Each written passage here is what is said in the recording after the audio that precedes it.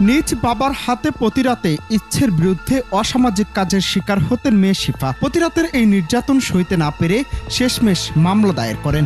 সে মামলায় গ্রেপ্তার হয়ে জেল খেটে সম্প্রতি জামিনে মুক্তি পায় বাবা আব্দুস সাত্তার। এরপর সেই ক্ষোভে রাতে ঘুমের ওষুধ খাওয়ানোর পর আজ ভোরের দিকে ধারালো অস্ত্র দিয়ে হত্যা করে বাবাকে। পরে জরুরি সেবা 999-এ কল করে পুলিশকে শিফা বললেন, বাবাকে মেরে ফেলেছি, আমাকে ধরে নিয়ে যান। নিজ বাবার হাতে মেয়ে নির্যাতনের শিকার, আবার সেই মেয়ের হাতি বাবা। এমন ঘটনার সাক্ষী হলো আজ বাংলাদেশ। বাবা আব্দুস সাত্তারের নামে 2022 সালে তার মেয়ে শিফা নাটোরের সিংড়া থানায় একটি ধর্ষণের মামলা দায়ের করেছিলেন। ওই মামলায় সাত্তার দীর্ঘদিন কারাগারে ছিলেন। জামিনে বের হয়ে আবার মেয়ের সঙ্গে থাকতে শুরু করেন। তবে ওই মামলার জেরে বাবা মেয়ের মধ্যে বনিবনা হচ্ছিল না। মেয়েকে মামলা তুলে নেওয়ার জন্য বিভিন্নভাবে চাপও দিচ্ছিলেন সাত্তার। এর জেরে বুধবার রাতে ভাতের সঙ্গে 20টি ঘুমের ওষুধ মিশিয়ে বাবাকে খেতে দেয় শিফা। ফ্ল্যাটে বাবা মেয়ে দুজনেই থাকতেন। মেয়েটির মায়ের সঙ্গে তার বাবার কোনো সম্পর্ক ছিল না।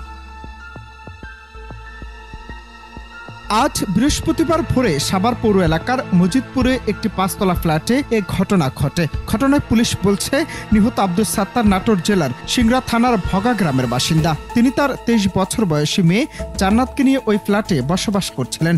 সাত্তারের মৃতদেহ উদ্ধার করে ময়নাতদন্তের জন্য শহীদ সরওয়ার্দী মেডিকেল কলেজ হাসপাতালের মর্গে পাঠানো হয়েছে। পুলিশ আরও জানায়, এই ঘটনায় সাত্তারের মেয়ে জান্নাত জাহান শিফাকে গ্রেফতার করেছে পুলিশ। অনন্ত হাসান মাসুদ, বাংলা টিভি, ঢাকা।